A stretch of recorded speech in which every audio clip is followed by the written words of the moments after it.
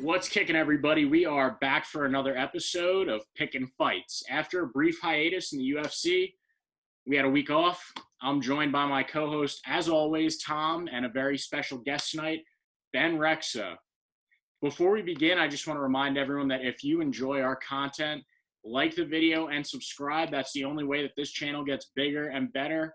Thank you all for your support. Tom, how are you tonight? I'm good, man. I like that we're not as crazy with asking for the subscribes and the likes, man. Hey, listen, it's funny. With UFC, as prevalent as it's been recently, they take one weekend off and automatically it's a hiatus. And I can't wait for fights to actually get back into such a way where we have, like Tuesday night Dana White Contender Series. We have Wednesday cards that we're going to have to do. It's going to be crazy, but I'm excited and can't wait for the UFC to get back and get back in the normal swing. Yeah, absolutely. And I do just want to remind everybody how well we did on that last card 2 weeks ago. We both pretty much called every single fight correctly. I called the entire main card correctly. I think, Tom, I got you there with one of them. So, we had a stellar week. It was an okay week off. When you don't have UFC for a week, you're like, dude, what do I do on Saturday now? But that last fight night 2 weeks ago, we absolutely crushed it. So, Ben, how are you tonight? Doing well. I'm happy to be here. Thank you both for having me on. Should be a good time. We got a lot of exciting fights ahead of us this weekend. I'm excited. Yeah, absolutely. Ben, thank you for joining us. I do just want to say before we start, we're going to ask Ben a few questions about himself. So, Ben and I, we always traveled in similar circles, always went out. We never really got too close, right? And that was probably about until 2 weeks ago. We were at a party and we had a very heated, almost hour and a half long discussion about UFC. I've been on trips to Atlantic City and Ben's been there a while back.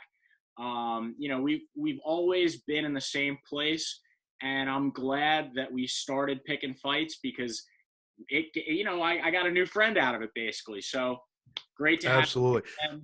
All those trips to AC, and we never hit the sports book together. I wasn't crazy even big into it until probably about a year ago. That's when I became a professional degenerate. Amazing.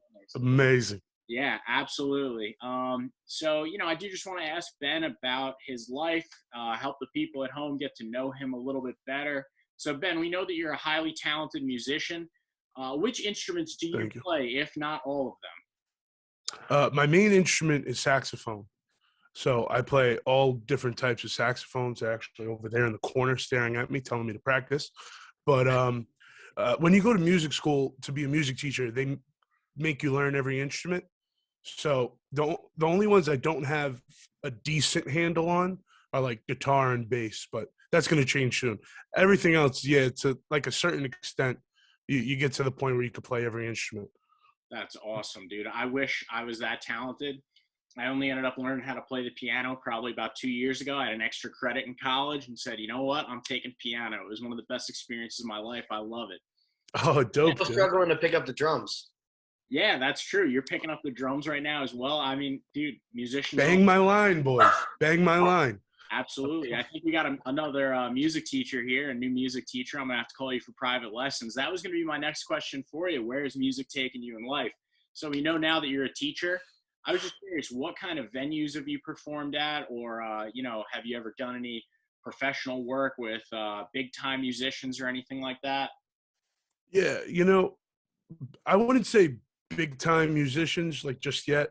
Just like a few odds and ends recordings, especially we're out here in New York. It's one of the more competitive places for jazz music specifically. I play jazz music. So it's a very competitive place. But in terms of venues, I've played all over the city. I've done Carnegie Hall a few times, done Jazz Lincoln Center a few times. But yeah, like all the big like jazz clubs, Smalls, the Jazz Standard, Blue Note a couple times. Just like never really leading a band, but always like just part of it somehow. Just getting in there, getting the experience under the belt type Absolutely. of stuff. Yo, Carnegie Hall is no small feat, man. That's really impressive. So appreciate it, brother. Appreciate it. Now we're gonna jump into some UFC stuff, right? Who's your favorite UFC fighter of all time? Ooh, that's a good question. If we're talking all time here, Okay, there's two. I have two, and I'll tell you why I have two. I had one like back in the day when I was younger, when I wasn't really into UFC, like into it, because I didn't understand like the behind the scenes. But as I got older, so number one was GSP. That guy was a tank in my opinion, big GSP guy. But up until recently, well, still up until now, my Stipe, man. Stipe is a killer, classy champion. He's the GOAT. It's just I was a huge Stipe guy, huge Stipe, and I started liking him in the beginning because he's Croatian and I'm Albanian, and we have that that Balkan connection already there a little bit. So yeah, but Stipe, man, that his time as champion is just full of class. Always went out there, put on a good show. No matter what happened, no matter what was said to him, he just always did good. Except when he got flattened by Francis a little while back. Yeah. So my next question for you was going to be, who do you think is the GOAT? But you already told me right there, it's Stipe. Stipe's the heavyweight GOAT. Absolutely. Yeah. Stipe's the heavyweight GOAT. So who's the number one pound for pound GOAT if you had to pick one? Pound for pound, heavyweight GOAT. Just GOAT in general. Yeah, loaded question. Habib, man. Okay. Habib, man. Let me be honest. I didn't really like Habib as a fighter. I thought his fights were really boring, and I could write down a piece of paper like how to walk through a Habib fight because it's just going to be the same thing every time. But dude, the record speaks for itself. You know what I mean? It's kind of like it's still like insane achievements like that guy had. So as much as I would like to say I would wish he was a more exciting fighter, but Habib's up there. If he would have hit that 30, I think it would have been a lock because, pretty numbers. But other than that, I don't know. Yeah. I seen some faces when I said Habib. What's the counter arguments there? Let's get into that one just real quick. I just want to hear your two. Well, I kind of agree with you on Habib. My personal opinion would probably be GSP. Just because of how he came back. Maybe if Habib makes a comeback and continues to win the way that GSP did after that, I'd probably say GSP. I'd probably say Habib at that point. But for me right now, it's most definitely GSP. Tom, I saw your face. Who do you think is the all-time GOAT in the UFC? Yeah, I was going to say GSP. I think I just can't give it to John. I think there's been too many issues and complications there with John. And then, now you go into his issues at heavyweight, wanting to go up, not wanting to go up. I don't know. There's just a lot there. And then you look at, his last few fights haven't been quite as dominant. And when we're talking about GSP and we're talking about Khabib, we're talking about not losing like any rounds, let alone having fights that were contested as losses. And GSP, yeah, he's got 2 losses, but he came back and absolutely mauled those guys. So he showed his growth and his improvement. And, while he was, I think, and he described it best as, you can only compare like the GOATs. You can't compare them like 1-to-1. Because obviously the further along time goes, the better training's going to get, the better the methods are going to get, the equipment, the dedication, just the overall athletes get better with time. You can't compare Michael Jordan and LeBron James in terms of like who would win one-on-one to each other because the time periods were different. You almost have to compare the discrepancy in talent. And for me, I think GSP was had a little bit more of a discrepancy in him versus some of the other people he fought versus Khabib. But then again, thanks, Chance. Hey, I could definitely see someone being able to make just as strong as an argument for Khabib. GSP has the 2 divisions in his favor, but the Khabib has the no losses, and even at 29 wins, he still has 3 more wins. And I think you can make a very strong argument that they had about the same levels of dominance, and Khabib, without any losses, has a little bit better level of dominance. So does having the fact that he was just in 1 division make him less of the greatest of all time? Do you have to have 2 divisions to be the greatest of all time? I don't know, but I think your conversation is between GSP and Khabib. Yeah, I would totally agree. I think that all 3 of us on here, it's pretty much between the 2 of them. when all those rumors were flying that Khabib was going to come back for 30 against GSP, everybody thought I was crazy. I was taking GSP. So was I. I was taking GSP. So was I, man. I think that GSP has the ground game to kind of combat what Khabib brings to the table. Plus, Khabib, one of his favorite strikes of all time is fake the takedown, go for the big, heavy overhand. I feel like GSP doesn't really fall for that. He's too smart for Khabib as opposed to a lot of the lightweights that he fought throughout his career. I could be wrong. I kind of hope that fight happens so that we can talk about it again on this channel. But I do have a few more questions for you, Ben. One in particular. So learning as many instruments as you have and as many different disciplines in music, you mentioned you're a jazz musician, but I'm sure it didn't stop there with your education in music. And then you compare that to martial artists who learn many, many different disciplines, boxing, kickboxing, Brazilian jiu-jitsu, sambo in some cases. Would you say that musicians, in your experience, train similarly in that aspect to martial artists? Yeah, absolutely. It's extremely similar. And I'm not saying it's similar where learning chords isn't the same thing as like improving your in your top game. It's not the same thing at all. I think the similarities lie in preparation, and it's work ethic and straight up discipline. And that translates to a lot of other different things, but there's like people who want to be professional athletes, right? There's tons and tons and tons of them. They say, oh, when I grow up, I want to be this guy, I want to be this guy. But what separates everybody and the people who get closer to it is your work ethic and your discipline. So without those two are the most similar things that you can find across every sports, music, any job. Honestly, you think about it, it's just how hard are you willing to work? Are you willing to put in the hours? Those type of things. Because late nights, early mornings, all that same thing that when someone's good at their craft, that's like the main baseline thing they all have in common. So I think that's the biggest similarity between those two. Absolutely. That's a great answer on kind of a left field curveball question, but you really took that one, and that was an incredible answer. Appreciate it. One last question for you. So I know that you are a socialite. You love to go out. Obviously not when you have those late nights and early mornings with your music career, or sometimes you do. I don't know. But I do want to ask you this. Which bar or club is your favorite that you've ever been to anywhere in the world? Ooh, bar or club anywhere in the world? Mm-hmm. Oh, okay. 11 in Miami. That's a great. I won't tell any stories about what happened at 11 in Miami, but 11 Miami. 11 in Miami, for sure. 11. I love it. I've been there before. It's a great time. 11 It's a black hole. What'd you say? It's a black hole. Yes. That's what it is. Night, you can spend all your time and all your money in 11. No doubt about it.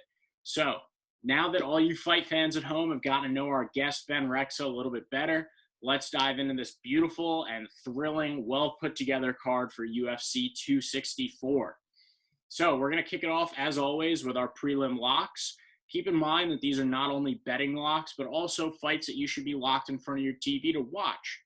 My first prelim lock is Ryan Hall coming in at plus 180 versus Ilia Topuria at minus 230. I already know where Tom's going to go when I make my argument, so I've already got something working against me here. But I will say this, Ryan Hall, he's the slightly bigger man here. He's standing at 5'10" against Topuria's meager 5'7", and he also has a 2-inch reach advantage here.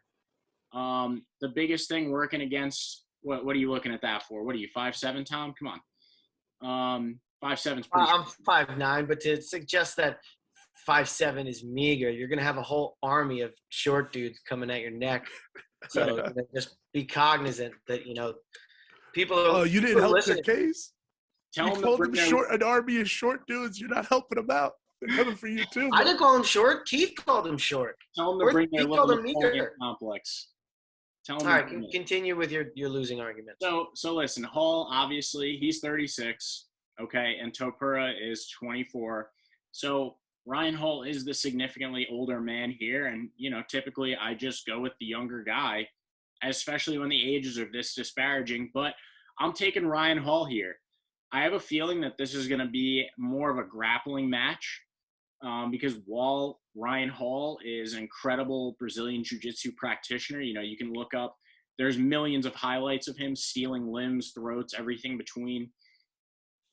Topuria is also very good at Brazilian Jiu-Jitsu. But I also just think that Ryan Hall is too smart and experienced. He does always use the same tactics consistently throughout his career. You want to talk about wheel kicks while he's standing up. And then he loves to look for openings for his famous Imanari roll to a heel hook. But I have a feeling that Topuria's prowess with Brazilian Jiu-Jitsu is going to encourage him to go where many men have been afraid to go in the past, and that's on the ground with Ryan Hall. I think he's going to get a little cocky and say, you know what, I'm better than this guy on the ground. It's going to open him up to a lot of defensive and offensive Brazilian Jiu-Jitsu on the ground where Ryan Hall is going to either snatch a limb or choke him out. Plus solid underdog money on Ryan Hall at plus 180. I think the only ways that Ryan Hall loses this match is due to ring rust. He hasn't fought in a little bit, plus his age. So, Tom, tell me why you think I'm wrong here. Yeah, I think everything you said is pretty much wrong. I mean, yeah, Ryan Hall is pretty good at jiu-jitsu. He's actually really good at jiu-jitsu. He's probably top in the UFC at jiu-jitsu, but similar to Ben Askren, especially Ben Askren when he got around Ryan Hall's current age, is that doesn't always cut it, right? And when you're Ryan Hall, you really are predictable. You knock people out with head kicks earlier in his career, not lately. Lately, he's only won by unanimous decisions. He also heel hooked BJ Penn in 2018, and that was only one fight ago. So this guy really fights infrequently. His last fight against Darren Elkins wasn't in any danger of being submitted and spent a decent amount of time on the ground. And do we think that Ryan Hall is better now at 36 than he was at 34 when he couldn't submit Darren Elkins, who, by the way, isn't phenomenal on the ground? So now we have an older Ryan Hall who's solid on the ground, yes, in his past, but how is that withstanding the test of time now that he's 36 against a 24-year-old Ilia Topuria who has more professional fights than him? Number one, he's got more knockouts. Not really that surprising. He's undefeated so far, and the guy's very well-rounded. He's got a really solid ground game, especially his defensive jiu-jitsu and his defensive wrestling. He can, I think Ryan Hall can win this if he is coming forward and Topuria is playing a lot of defense, and then Hall is allowed to go after his legs, and if for whatever reason Topuria allows it to happen and doesn't immediately bail. But like I said, I think Topuria is very, very well-rounded. He's young. He's been active. He's only getting better, and I think Ryan Hall at this point in his career is only getting worse. And yeah, I'm going to have to go Topuria. The more I'm talking about it, the more I'm convincing myself that it's going to be, correct. And I think Ilia Topuria has similar measurables to Darren Elkins, and an older Ryan Hall. I think this is going to be a win for Ilia Topuria. I think the bettors are probably right. I don't think he's that heavy of a favorite, so it might be worth to put some money on it. I don't know if I would say it's a lock per se, but I would feel definitely confident enough to bet on it.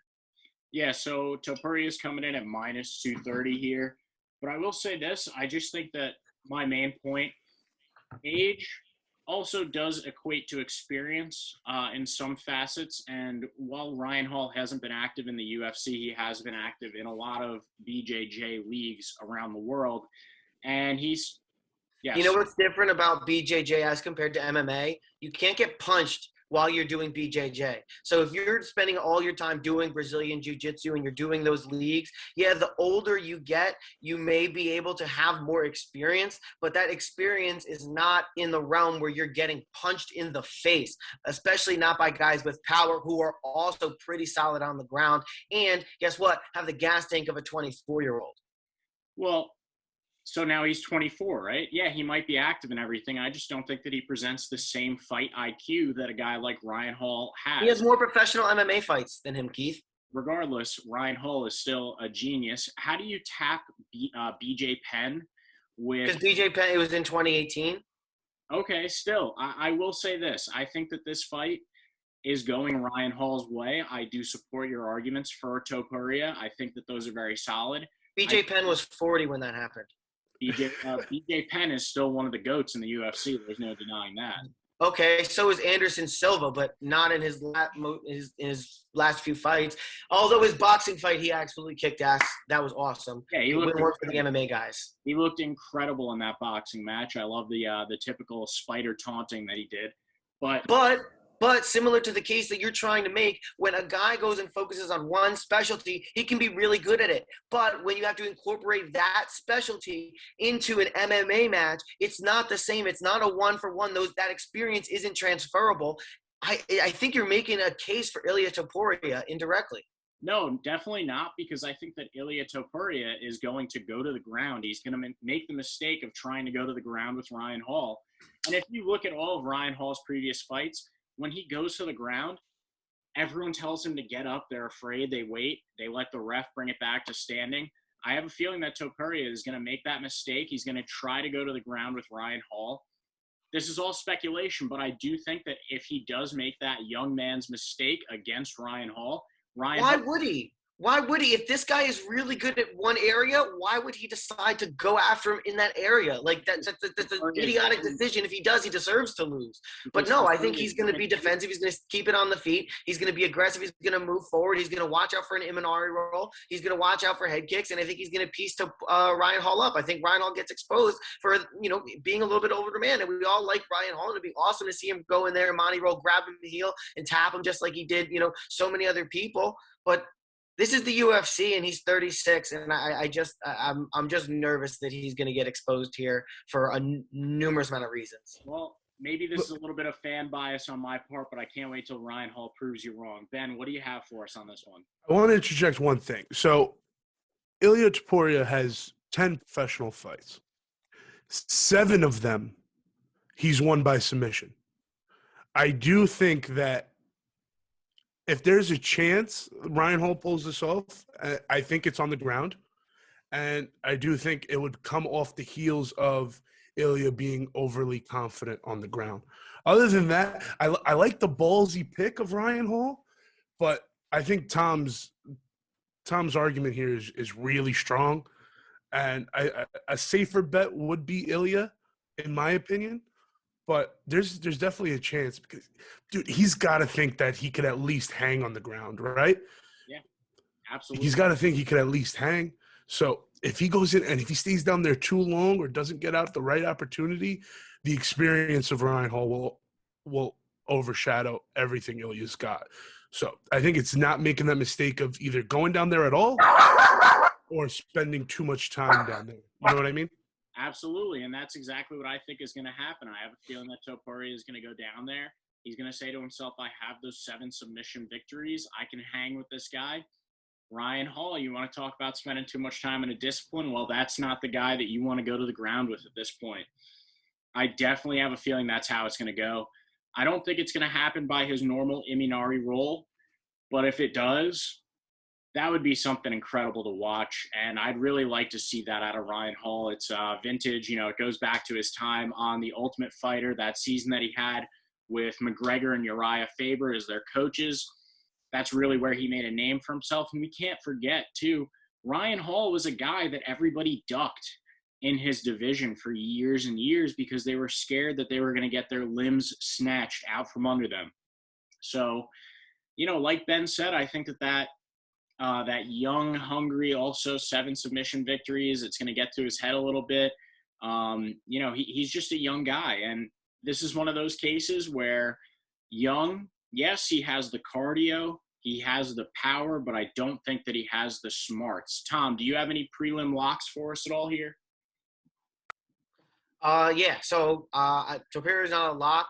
I don't know if I would call either of these 2 locks, but these were ones I would like to pick. I think Damian Maia over Jessica Ai. Jessica Ai's boxing isn't as good as they say it is, and on the broadcast, I'm going to make this prediction that they're going to talk about her having really, really good boxing. But really, she went to clinch with Joanne Calderwood in her fight with her, and Joanne Calderwood is known as probably one of the best clinch strikers, clinch fighters in the UFC at that division.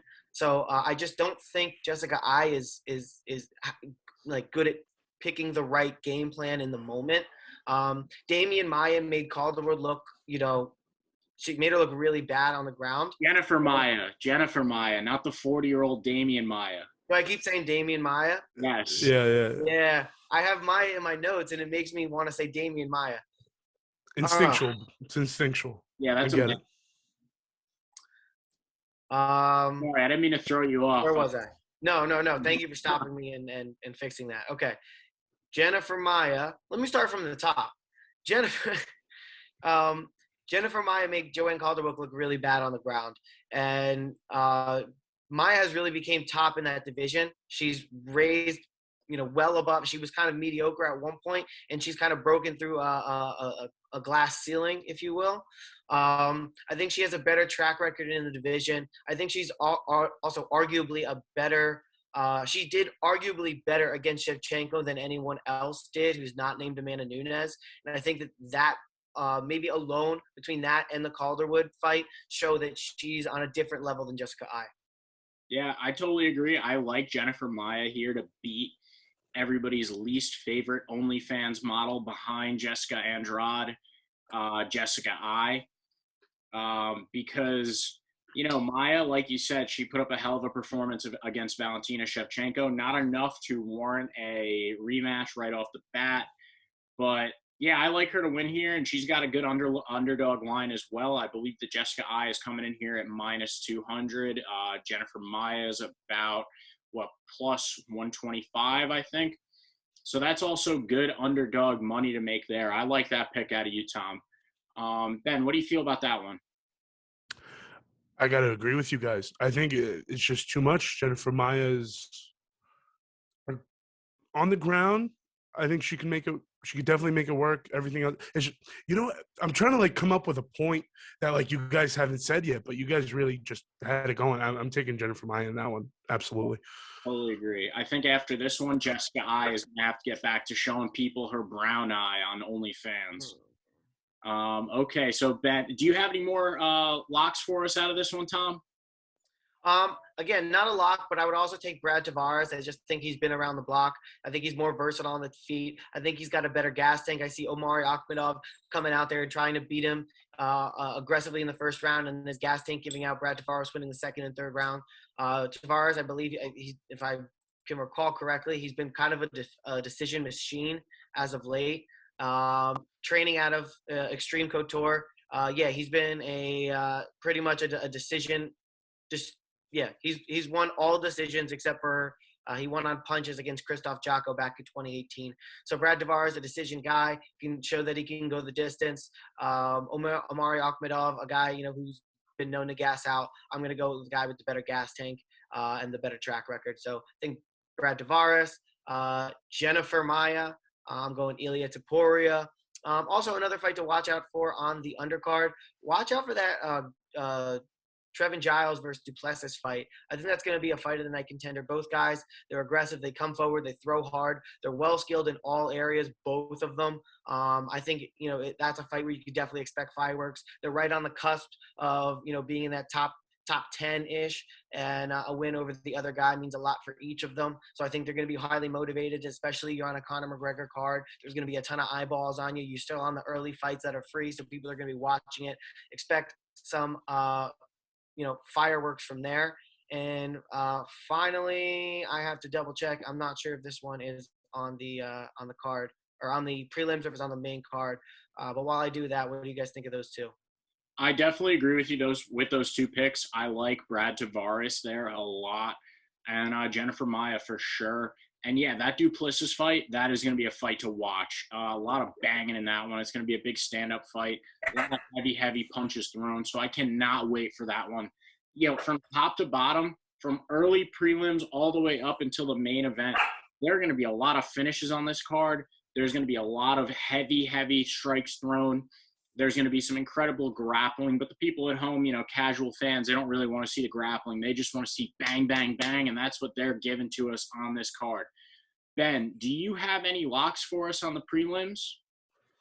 Now, contested one. I think Max Griffin is a lock over Carlos Condit. I do. I think there seems to be this repetitiveness in feeding older, more weathered fighters into these younger guys who seem like they're just missing that one win or those 2 wins to really show everybody like, hey, I could be a top 10, I could be a top 5 guy. And at this point, I think Max Griffin's on his way to like cracking top 10 and, around there. So I'm taking Max Griffin in that one. I think it's a feeder fight kind of, even though I'm not saying Carlos Condit's an easy fight by any stretch of the imagination. Guy's a grizzled vet. He knows what he's doing. He's got the experience over Max Griffin. I just see when it comes to on the feet, I could see Max Griffin doing some heavy damage to Carlos Condit. But I don't see Carlos gassing out at all. I don't see anything like that. I think just strike-wise, I think Max Griffin's going to go in there. He's going to try to overwhelm him. He's just going to try to put him in a corner and just try to wail on him, see what he could do. Just let him bang out, I guess.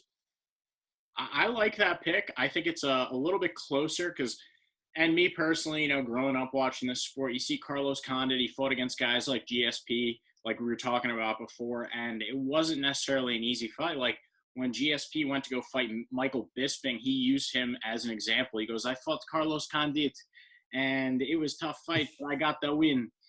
I have a feeling, Carlos Condit, yeah, he's that older guy. He's still a dog. But this could potentially be one of those fights where they sacrifice him as a way to really build up a name for Max Griffin. Tom, what do you think about that one? I think you both are dead wrong. Oh my God, the dog's growling again. I hope we can't even hear him. We can't hear him. Okay, awesome. So yeah, listen, I think you guys are dead wrong. I think Max Griffin, he loses against really good guys. He lost against Curtis Melendez. He lost against Diego Alves. He did win against Zelman Imadev. However, he came back. He lost against Alex Morono. He lost against Alex Oliveira. That's a guy that Carlos Condit also lost to. And then he won, Max Griffin did, against Ramirez Brahami and Song Kinan. Those are 2 guys that are not well known, and they're definitely a step down in competition for Max Griffin. And especially compared to the guys he was losing against. So clearly he couldn't cut it at that level, and he had to take a step down, and those are his 2 wins, and now he's trying to get back to that level. When we look at Carlos Condit's records, yeah, he lost to Robbie Lawler, Damian Maia, Neil Magny, which didn't quite age as well, also lost to Alex Oliveira, lost to Michael Chiesa, who's now a top contender in that division, especially considering it's a very stacked division. He beat Court McGee, he beat Matt Brown, who we just saw had a great knockout of Diego Lima. So that aged really well for him, and that was a unanimous decision, and he deserved it. He had 2 takedowns.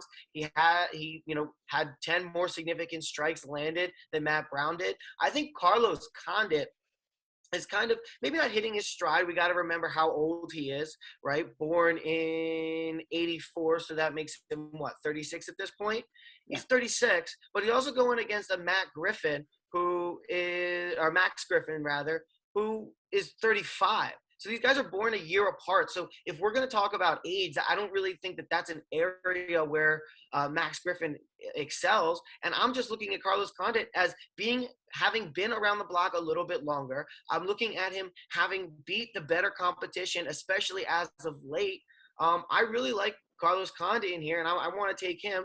He shows improvement in his ground game against Matt Brown. His wins definitely age better. Griffin's losses are against vets and guys who are known and kind of on the ball, and Condit has been on the ball, definitely not, at his prime level.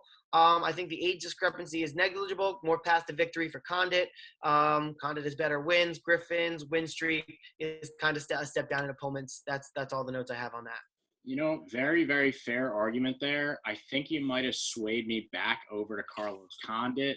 I do think this is more of a pick'em fight than you 2 have made it seem. I think that this is going to be very much who catches who.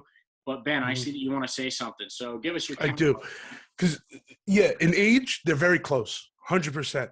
But it's something – I don't know the exact – let me try to see the exact number. They're a year apart.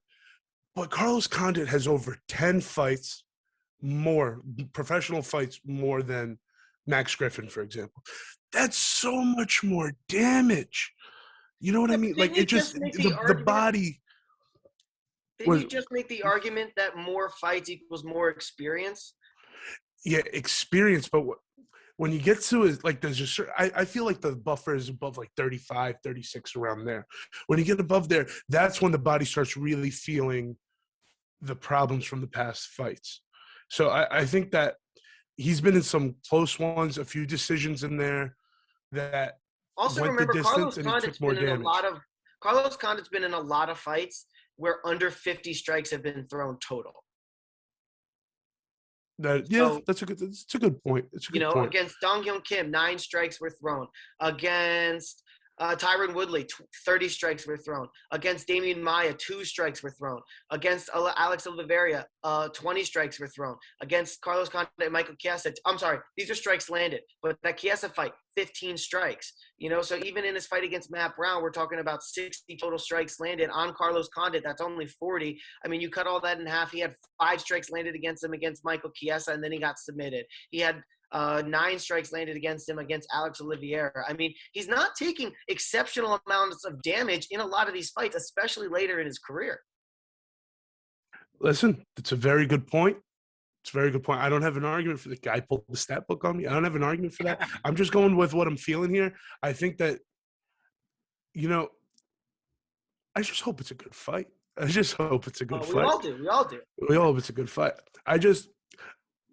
The problem that I see with it, I feel that it's going to be either extreme. I don't think it's going to be an okay fight by any means. I think it's either going to be a great fight or I think it's going to be a terrible fight. So I'm hoping. I don't know. It's in the gut. Max Griffin on that one. Yeah, can't argue with that. Can't argue with the gut. What are the odds on that fight? I don't have the odds open for Condit Griffin. Now, Tom, you on that? Yeah, you have Max Griffin at -190 and Carlos Condit at +150. So, hey, I'm giving you free money here, man. Wow. I think it's definitely a lot more even than those lines show. All right. See, Ben, I wish I would have warned you a little bit more, man. It's tough walking in here with this guy, Tom, dude. He always has – Tom's got the book out, man. Absolutely. Tom's got the book out. Well, I'm sure he's going to give me a good argument for my next one, my next pick. We're going to jump into the main card now here, fellas. I absolutely love those prelim picks. I'm rolling with you on 2 of them, Tom. Not your third one. Or actually not the first one that we argued on.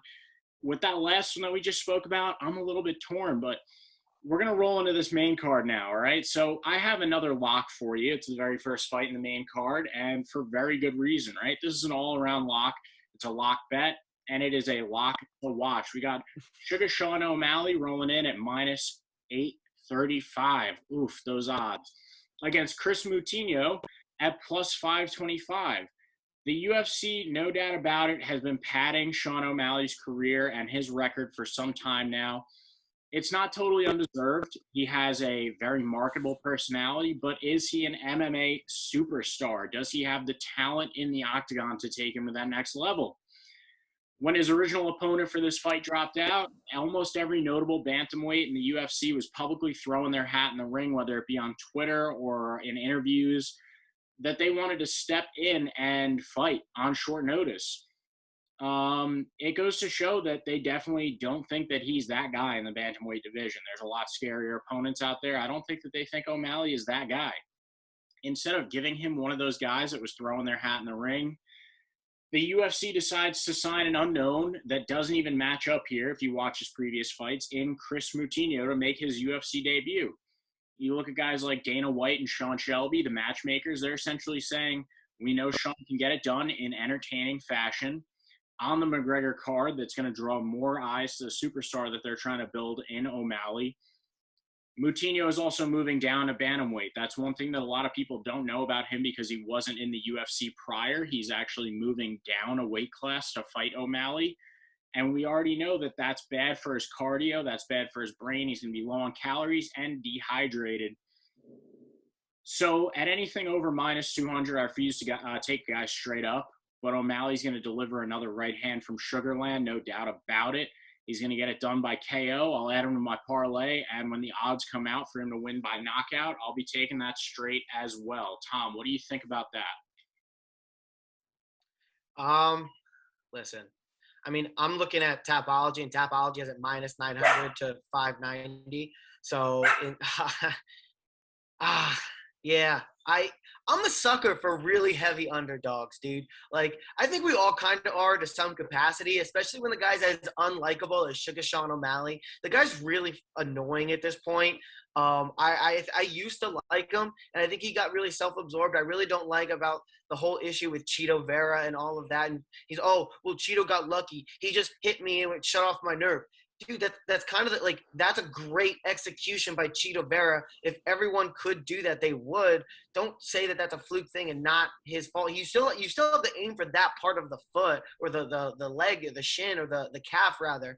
To turn off the nerve and get that drop foot the way he had. I mean, we've seen other people who had that drop foot and they're not turning around. It's like, oh, well, he just got lucky. It's like, no, he landed a perfect kick. You know what you should have done? You should have checked it. So at the end of the day, he definitely lost against that, and I really can't stand guys who are sore losers like that and want to blame this and that and don't want to give credit where credit is due. So I really don't want to bet on Sean O'Malley at minus 900. You can't bet on Sean O'Malley. But I think he is a lock there. But I don't think I would include it in any parlays because it really doesn't help any parlay that much, including a minus 900 or a minus 850 guy. And the only thing you can do is hurt you because when there's those extremes, sometimes they get upset. And we saw Sean O'Malley against the last guy that he took easy, which was Cheeto Vera. He got upset. So I don't know, man. I kind of want to pick Khris Moutinho. I don't want to pick him and be like, oh, this is my guy pick. Definitely bet on him. But let's see how crazy the lines get. We record this on Tuesday. So, if it's Friday and the guy's plus way more, 800 or whatever, sprinkle a little on there. Why not? And see what happens. It could potentially pay out for you. I think this is maybe lining up as one of those, those weird fluke things. I'm not picking Khris. I don't think he's going to win, but, maybe. Yeah, I mean, there's definitely a possibility there. Anytime you step into the octagon, I just think that, a guy like Khris Moutinho, I believe he's 9-4. That's his professional record in MMA. And he still does want to win. I think that when he steps out against a guy like O'Malley, who, when someone comes out too aggressive, wants to win, wants to prove themselves as an underdog, O'Malley's probably going to expose him in the striking realm. I just think it's how it's going to go. I mean, you got Dana White, you got Sean Shelby, who see this superstar now, and he's not necessarily the best fighter. They obviously see that because if they didn't think so, they would have lined him up with any one of those guys that was looking to come out against him in this fight.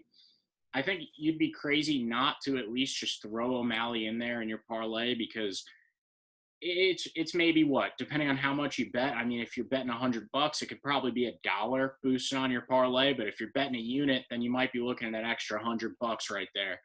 I'm not going to say no to that because I like to throw units on my parlay. But at the end of the day, yeah, it could happen. There could be that Khris Moutinho upset. I just can't see it happening. Sean O'Malley's too good on his feet. Ben, what do you think? I think the UFC is making it really hard for people to stay behind Sean O'Malley. Because let me say, I am 100%, I was in. My ticket to the Sugar Show was bought, paid for, ready to go. But when you get to the point where everybody's like, okay, now can he, we've seen what he could do. We've seen the finishes that he could have. It's like the UFC is just going because they want these viral clips for Twitter or something. They just want to see this guy go in there, give somebody a right hand, and watch him just seize on the ground or something. It's crazy. When are we going to see Sean O'Malley versus anybody notable? Anybody that can say, hey, let's test this kid? What are you going to say, Tom? Shocked that they didn't have an issue getting the sanction, to be all honest with you. I mean, Khris Moutinho arguably hasn't made any money from fighting in his career. Very true. I mean, yeah. I'm looking at Tapology, not to say that it's correct in every stat that it has, but career earnings are zero, unreported. So not coming from any, known promotion to where that kind of thing would be disclosed. I don't mean to segment Khris Moutinho. I don't mean to put him on blast, you know what I mean? But it's just a sheer fact. If we're going to compare career earnings of Sean O'Malley versus Khris Moutinho, it's going to be drastically different. And they guys have roughly the same amount of professional fights. Moutinho has 13, O'Malley has 14. So, I mean, it's just not fair to throw Khris Moutinho in there. Would he have been signed for any other reason other than he's just ready to fight right now? I have no idea. I've never seen him fight. Maybe that's lackadaisical on me for not preparing for this, but at the end of the day, like, there's just, you've seen enough people comment and look and say, like, I've watched this guy fighting this and that, like, to know that Khris Moutinho is not considerable enough competition for Sean O'Malley at this point in his career. And why did he not fight anyone who's maybe in the top 10? Let's not forget, Sean O'Malley's not ranked. And he's not ranked. So why is he fighting another unranked guy? Shouldn't he be at the point in his career where his persona has gotten him to the point where he can fight better guys? Like, isn't that the whole business model that they say with Conor McGregor? Have, an entertaining persona so that people want to see you fight, and that's what makes it. Isn't that the whole argument behind fighter pay, is be entertaining and you'll get better pay and you'll get better fights? Well, what is the difference with Sean O'Malley here? Give him better fight, get him better. Is he the problem? Is he the one who's not saying yes to better fights? I don't know what's going on, but it's very bizarre. Yeah, most definitely. He's a marketable personality. It's a gimmick. That's it. Ben, what were you going to say? Think about it this way. We have Sean O'Malley versus Khris Moutinho. No disrespect to him, but we're talking about signing a guy off the street, and they're getting first fight on the main card over, let's say, Carlos Condit, who's on prelims right now. But they're not giving us anything. They're giving us Sean O'Malley versus randoms. Like, again, no disrespect to Khris Moutinho, but they're giving us nothing. Like, at what point does everybody who watches or likes Sean O'Malley or doesn't like Sean O'Malley, right, say, okay, we got enough of the hype, enough of everything else. Like you said before, Keith, everybody in this division is lining up to fight this guy because, A, it'll be more money because there's more eyes on Sean O'Malley, which, of course, but at that point, it's not. I don't think it's money-wise. They actually all think that Sean O'Malley's nothing special. But the problem is we don't know that because the UFC is forcing us to watch Sean O'Malley versus these guys where all you see is something special. So where's the draw the line? That's another bet. How long until the UFC gives Sean O'Malley an actual fight? If he wins legitimately here, they can't delay it any longer. They cannot. Like, at one point, I want to see Sean O'Malley versus Merab. That's what I want to see. It would be a mauling. Yeah, and it would be an absolute mauling. But that would be a good test, though. Be a good test. They would never make that fight. They would never make that fight. I think this is not now. I think this is the UFC saying, Sean, you're not as good for as popular as you are. And that's just a stone cold truth. We think that maybe you could get there, so they're showing favoritism in that way. But, yeah, maybe this isn't the UFC, trying to screw Sean O'Malley. This is the UFC. No, it's definitely the UFC having his back and saying you're not as good as, the people who, that the public wants to see you fight are. And if we let you fight them, you'll lose, and then you'll lose that stardom. And, so you got to fight this guy, and don't worry, we'll take the heat. We'll make up an excuse. But Sean O'Malley needs to pick up the pace and get a good fight fast because, this isn't cutting it. He's got to figure something out. Or go to Bellator and be the man in Bellator. But you can't have a persona the way you do now and fight scrubs in the UFC. No disrespect, but, comparatively speaking, the unranked guys would be the theoretical scrubs in the UFC. Nothing is saying that Khris Moutinho is not going to come out and absolutely upset him either, because we don't really know much about Moutinho at all. And if Sean O'Malley really isn't that guy, and this random off the street, this UFC created fighter on UFC 4 is, he who knows what could happen. But you're right, Ben. I would love to see a fight between Merab Dvalishvili versus Sean O'Malley. I also think that a guy like Cody Garbrandt, who's coming off of a really subpar loss against Rob Font, that would be another matchup to make if Sean O'Malley loses here on Saturday. I have a feeling that Cody Garbrandt, being the angry, the aggressor that he is, obviously he's calmed down in recent years, but that's who he is in his past. I have a feeling that he would very much enjoy coming out, very angry and just piecing up Sean O'Malley and proving to everybody this is what a contender looks like, and Sean O'Malley is not it.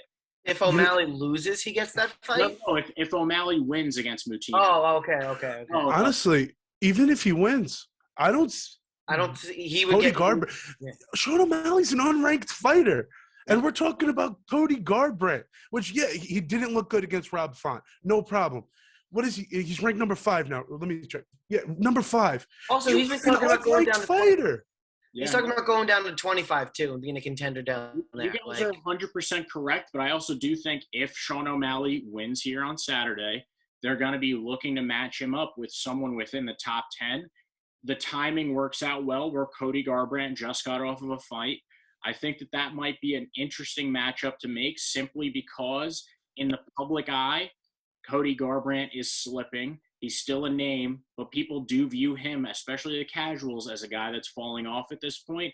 I think you throw Sean O'Malley and Cody Garbrandt together, you make that fight happen, and Sean O'Malley gets exposed on a pay-per-view to everybody out there in the world that he is not that guy. He can't contend. Let me give you a counterpoint for that. Would you rather see Sean O'Malley versus Cody Garbrandt, or would you rather see Sean O'Malley versus Dominic Cruz, who's back, whether he's more experienced, champion, all these things, lower on the rankings. So, because honestly, if I was like, let's say Merab, right, or any of these other guys, it seems like the UFC is trying to keep some guys away from Merab, but that's my opinion. I would get so pissed if that was me. Like, oh, here's Sean O'Malley, who's fought nobody. He's got impressive wins over, I don't know, the guy working at Trader Joe's. But, like, where is, like, how did that make sense? Because you think about it this way. Let's say wherever the fight goes, if Cody Garbrandt stays number 5, right? You're going to give a guy who's not ranked, and even if he does, a win over Khris Moutinho is not going to put you number 7, number 8, anything like that. You're going to be, hey, maybe a new 14, maybe a new 15. I'd rather see him against Dominic Cruz or something where, yeah, Dominic Cruz is a little older. He might be on his way out, but it'll still be a better fight than I think Cody Garbrandt. That's a better – if we're giving him little by little and testing him, I would rather see him tested against Dominic Cruz than Cody, for example. But Dominic Cruz doesn't want that fight. No, Dominic Cruz, Dominic Cruz already said no because he's trying to contend, and a win over Sean O'Malley doesn't do anything for him. Dominic Cruz already said no. A guy who I think is maybe on his way out, a little bit older than Dominic Cruz, but is still in the same line. Yeah, maybe Frankie Edgar versus a Sean O'Malley if Sean O'Malley has a really good win. I don't think anyone's delusional enough to think Frankie Edgar's challenging, especially after that knockout that Cody Sandhagen had over him. I mean, that flying knee at your 38 years old, I think, maybe that's a sign that, all right, I'm not the best anymore or should be considered up there. But that being said, maybe a Frankie Edgar fight. Rafael Assunção is another solid pick, or even just let him go after Cody Stamann. And Cody Stamann looked pretty solid recently too. Even that, and he's ranked 14. But even he's got to have somebody with a number next to his name, and I hope it's not 15, starting him at the back of the line. He's somewhere between 14 and 7, I think, is where he can go. And in there, you got Pedro Munoz, you got Frankie Edgar. Pedro Munoz, I believe, has a fight, but Dom Cruz doesn't have a fight. Merab Dvalishvili. Either he doesn't have a fight or he just got scheduled. Rafael Assunção doesn't have a fight. Jimmy Rivera doesn't have a fight. Chito Vera just fought. Cody Stamann just fought, but he could be ready soon. So, anyone in there. Yeah, Cody Garbrandt was really just the first name that popped into my head. I hadn't really premeditated this argument at all. I think you guys are 100% correct. I made my points as to why I think that might be the guy, simply just because of his personality and also because of the public image that comes with fighting Sean O'Malley.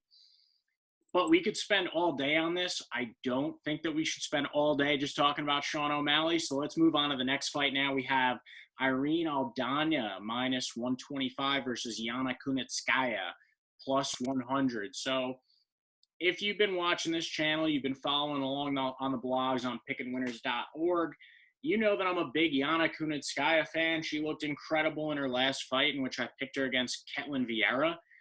But now you look at this, right? Irene Aldana also fought Ketlin, and she knocked her out with a straight punch in round 1, whereas Yana Kunitskaya only won by decision due to damage and control time on the ground. Now, you look at Irene Aldana, she's a lot tougher to bring to the ground.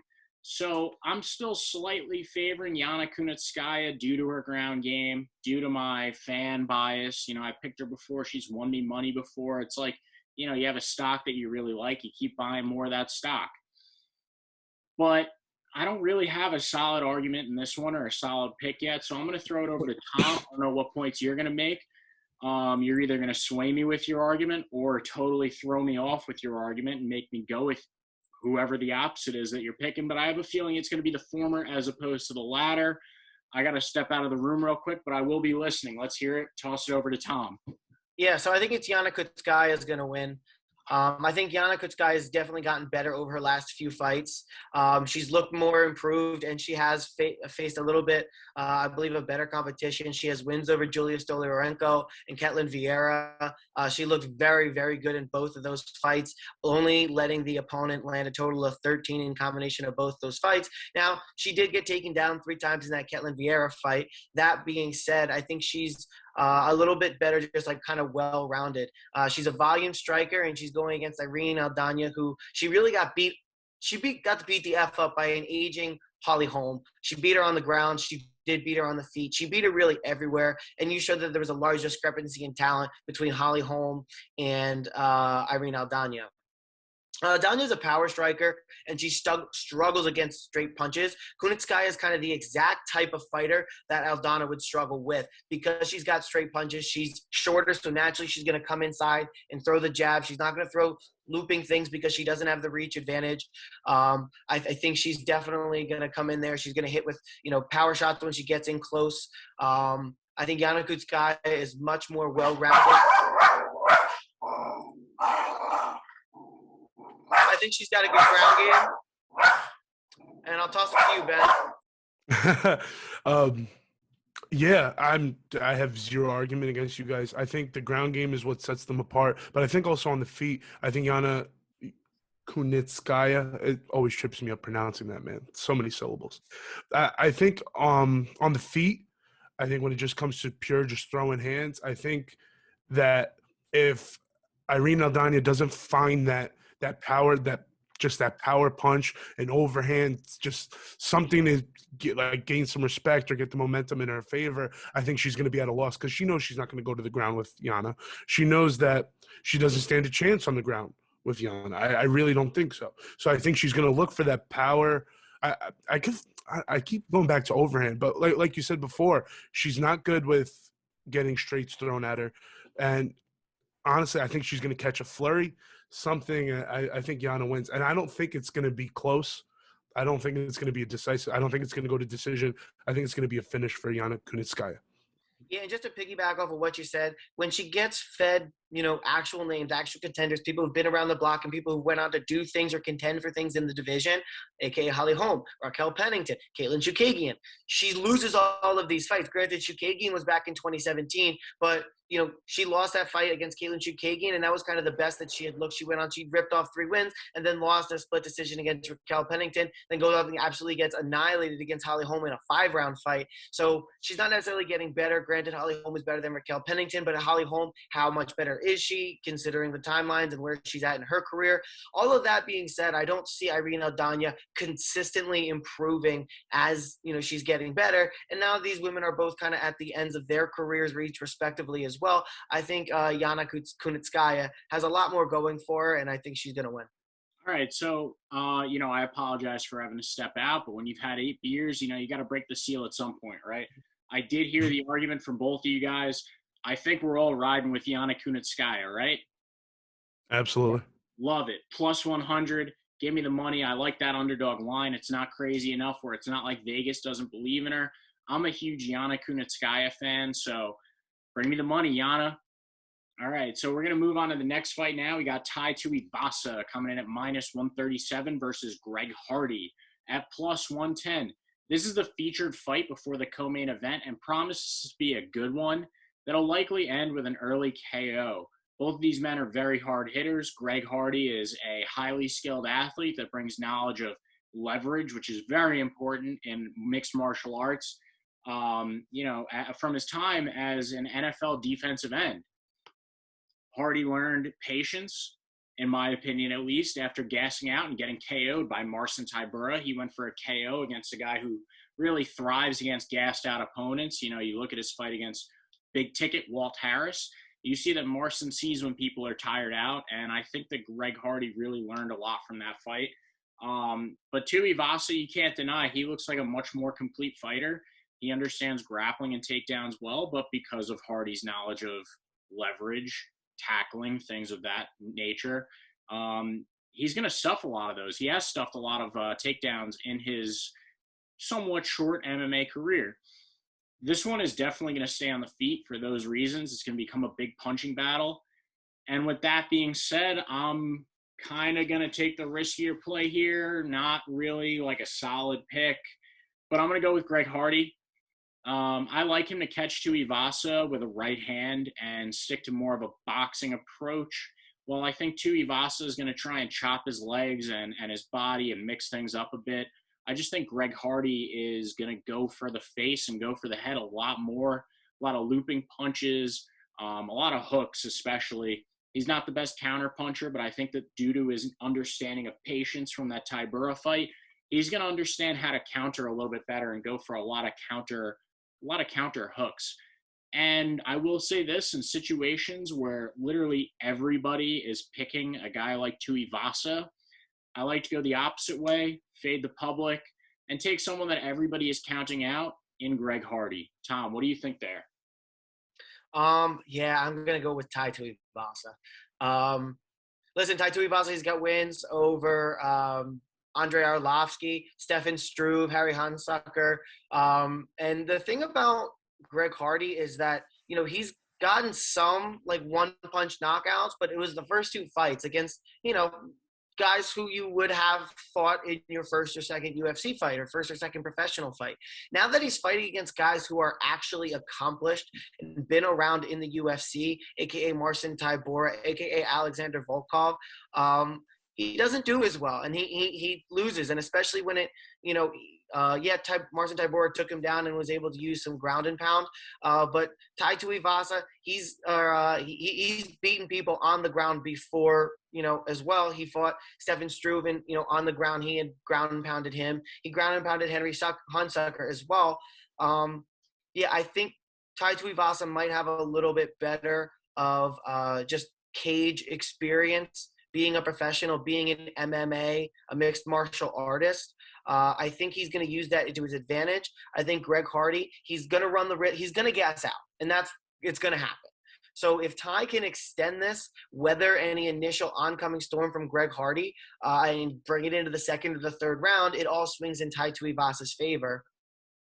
I think Greg Hardy, he just doesn't have the gas tank. I think Tai Tuivasa is going to be a little bit smarter in there, a little bit more reserved. And we've seen Greg Hardy in his last two fights be a little bit more reserved, which is good, but he still ends up gassing out in the second round. So I think Tai is just going to be a little bit more technical on the feet. I think Greg Hardy might get into a situation where he'll throw and overcommit. And I think Tai Tuivasa basically is just going to wait it out and hopefully not have Greg Hardy leaning on him. Remember, Greg Hardy doesn't utilize the clinch too much. He does very much want to stand and just throw long, big, heavy, hard combinations at you. For those reasons, I'm going to pick Tai Tuivasa. But similar to you, Keith, this isn't, a lock by any means. It doesn't go either way. And like you said, Greg Hardy does throw gas, and, he can always clip you, right, and then finish you on the ground. I just think Tai Tuivasa might be a little bit too smart, a little bit too technical, a little bit too advanced for Greg Hardy. But it's really interesting to see him get fights and, headline places after, just so short being in mixed martial arts, after going from something that it has a little bit of experience with pivoting and stuff. But let's be honest here, there's not that much of a carryover between a football player and a fighter. No, absolutely not. And the only reason I brought that up is simply because Tai does like to take people down in the past. And I do think that, when you understand leverage the way that a defensive end does, you got to keep in mind every single play that he's out there, an offensive lineman is trying to get underneath him and pancake him. So he does have that understanding of, okay, let me not be taken down. But yeah, you do present a good point there. Greg Hardy's cardio is really not great because he comes from a sport where every play only takes about an average of 6 seconds. And then after that, you get to breathe, you get to rest. And I do believe that Greg Hardy has a problem with asthma as well. So those are all things that you have to keep in And he mind. cuts a lot of weight. Yeah. Not a lot, but it's just a considerable amount for a heavyweight. Yeah, absolutely. But I'm trying to pull the odds up here right now. There is one lock that I really like, and that is under 1.5 rounds in this fight, and that's plus 160. I'm almost willing to call that a lock because I do feel like that will be an early KO in this fight. These are two big boys, and they hit hard. There's going to be fireworks. Somebody's going to be getting caught early. I'm just willing to place my money on the underdog with Greg Hardy. That's just the way I'm feeling. I think Tai Tuivasa, he's almost too technical for his own good in this fight. He's going to be looking to attack different parts of the body, and Greg Hardy is just going to be willing to wallop him. I have a feeling that's how it's going to go. If it goes any longer than that, it's Tai Tuivasa's fight. But I'm taking the under here, under 1.5 rounds, plus 160, and I'm taking Greg Hardy at plus 110. Give me money. Ben, what do you think about that one? I'm going to preface this by saying I have large Tai Tuivasa bias. I absolutely love this dude. All of his fights, just like when you get to these unranked heavyweights fights where it's all these like bigger guys and, it's a lot of gassing, a lot of just power throwing back and forth. Excuse me. But yeah, I love Tai Tuivasa. I'm taking Tai Tuivasa in this fight. Piggybacking off what you guys were saying, I think Greg Hardy's tank is his worst enemy. It really is. He is his biggest flaw everything. It's just him looking in the mirror. His tank is not there. He gasses so frequently, and it's not like, he's trying to keep it together. When this guy gasses, he gasses, and he gasses quick. So, in my opinion, I do think that under 1.5, I think that is a lock too. I'm taking Tai Tuivasa. He's all around. If you're looking at a mixed martial artist, Tai gets the edge there. Greg Hardy, I do think this is a big fight for him. He does have a sizable reach advantage. So like what you were saying before, Keith, if he was to take a more boxing approach to this fight, which he should, it would be the biggest mistake ever if he even thought about going to the ground with Tai Tuivasa. It's just he doesn't have it in him just yet. Maybe he will in the future.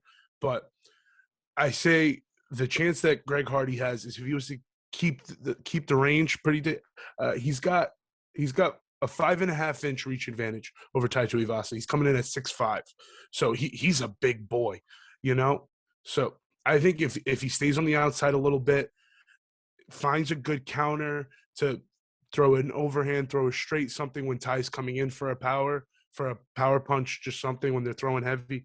If he's able to throw a counter, get inside and keep the distance a little bit, I think he's got a good chance to find that shot. But just overall, I think Tai Tuivasa's got it, no problem. Yeah, I can't argue with you guys on picking Tai Tuivasa whatsoever. I mean, it's more so, yeah, I'm a football player, so that little bit of bias does come in there, with Greg Hardy. I think that Tuivasa might be too technical for his own good. So we're going to jump into the co-main event. And, dude, this is a absolutely incredible fight. I cannot wait to watch it. I mean, I don't even think any of these fights are going to end in a decision, minus maybe the Irene Aldana and Yana Kunitskaya fight. I think all of these are going to end in a finish. And I will preface this by saying that I'm a huge Gilbert Burns fan. I picked him to beat Kamaru Usman. I loved his performance against Kamaru Usman, minus getting TKO'd on the ground. He has some of the best defensive Brazilian jiu-jitsu in the entire welterweight division, if not the best, and he's got incredibly powerful hands. He's the first guy to really rock Kamaru Usman and stun him on his feet in a very, very long time. Unfortunately, I think that he's fallen in love with his hands too much, and his offensive grappling is starting to fall behind as he becomes more of a boxer. So while I love him as a fan, I don't love him in this fight. I don't even like him in this fight. I think Stephen Thompson is one of the best, if not the greatest kickboxer to ever grace God's green earth. And that really spells trouble for Gil. I mean, Stephen Thompson, that man is something else on his feet. He manages distance so well that even if Gilbert Burns secures a single leg takedown like he usually likes to, he's going to have to run Stephen Thompson back to the cage and test his luck there. You know, Stephen Thompson, he manages distance. He's always pushing out with his arms. His legs are always a threat, so you can't really get close to him. And I don't really think that Gilbert Burns is competitive enough on his feet to even touch Thompson. And Thompson is just way too smart to get taken down easily. Not to mention, you cannot forget Stephen Thompson's leg dexterity. He has the ability to sneak up kicks up and over your shoulder like he has to many, many people, and you don't even see his feet coming at your face. You know, like you don't even know you're getting knocked out. That's the type of knockout where you wake up in the hospital and ask the doctor, what happened? How did I get here? Did I win? No, you didn't. So with that being said, I love Gil Burns. Like I said, I don't even like him in this fight. I see Stephen Thompson, good old Wonder Boy, flexing all of his kickboxing muscles here, landing a sneaky head kick for a KO, and eventually, in my opinion, becoming the next champion of the welterweight division. Tom, what do you think? Yeah, I wish. I hope. I'd love it. I want to pick Stephen Thompson. I'm just nervous about doing so. You got to consider, you know, age at some point, right? And Stephen Wonderboy Thompson, born in 1983, that makes him, 37, 38 years old going into this fight, as compared to Gilbert Burns, who was born in, he was born in 86, so that makes him 35 going into the fight. Okay, not that big of a difference. Never mind. I really like Stephen Wonderboy in this fight here. He's got some good wins. He fought Tyron Woodley when Tyron Woodley was at his best. He fought him to, he lost 2 majority decisions. But, literally, you go 50 minutes with a peak Tyron Woodley and you don't get knocked out and you lose majority decisions. They were split both times. That's pretty impressive. Then he comes back, he pieces up George Masvidal in a way that we haven't seen until most recently Kamaru Usman. But even Kamaru Usman didn't piece him up. He just landed a big hand. Stephen Thompson really pieced him up. Then he comes back against Darren Till, loses a really close unanimous decision over 5 rounds. Very technical fight. I don't think Gilbert Burns is as technical and anywhere near on the feet as Darren Till. Then you have Anthony Pettis, where Stephen Thompson was winning that fight largely and just got caught with a punch, and shit happens sometimes. It just happens. It's the first time he's ever been knocked out. Then he comes back, Vicente Luque, and he doubles the strike output on there, and it's a unanimous decision, beats the crap out of Vicente Luque, comes back, beats Jeff Neal, and almost doubles, almost triples his output there. So he's showing that he can still do it. That was back in 2020, so an 8-month layoff, 9-month layoff, not too bad. So I am a little bit concerned about his overall age and how that's going to impact this fight. But I think he's shown to have some of the best takedown defense out there. It's been very hard for any of these guys to get him on the ground and keep him there. His takedown defense is 78%. It's top notch, with most of those coming early on in his career. I think it's going to be a standing battle. No. Oh, shit. All right. These guys froze. I don't know if you're recording me or recording them. We got a bit of a thunderstorm going outside. I really hope that they're the ones being recorded at the moment. But I know for a fact that Tom is making some incredible picks right now. I have a feeling he's going to go with Stephen Thompson. I think that we're in some trouble with that, so I'm going to pause. Superior ring control. I think he has the superior striking advantage. I would like Stephen Thompson, especially knowing that these guys are only 2, maybe 3 years apart in age, and that 38 isn't as big of a discrepancy of a problem for Stephen Thompson. And the chin's a problem is not a problem until it is, but luckily that chin was a problem once, and he was able to stay away from Vicente Luque, who we know can knock people out. He was able to stay away from Jeff Neal, who's got some KOs and TKOs on his record. I like Stephen Thompson in this fight, both with my heart and with my mind. Yeah, my gut is really the biggest thing leading me to taking Wonder Boy in this one too. It's tough, man, having that fan bias. Love Gilbert Burns. Me and him have had a little bit of banter on his Instagram lives. He's responded to me and said, "Hey, Keith, thank you for all this support." I love Gilbert Burns. Unfortunately, I just can't ride with him here. Ben, who do you got in this one? I got Wonder Boy, man. I got Wonder Boy. Oddly enough, going into this, I thought when we got to this fight that it was going to be like a 2-on-1 here. where you guys were taking Gilbert Burns and it was just me for Wonderboy. Dude, this is a huge fight for the both of them.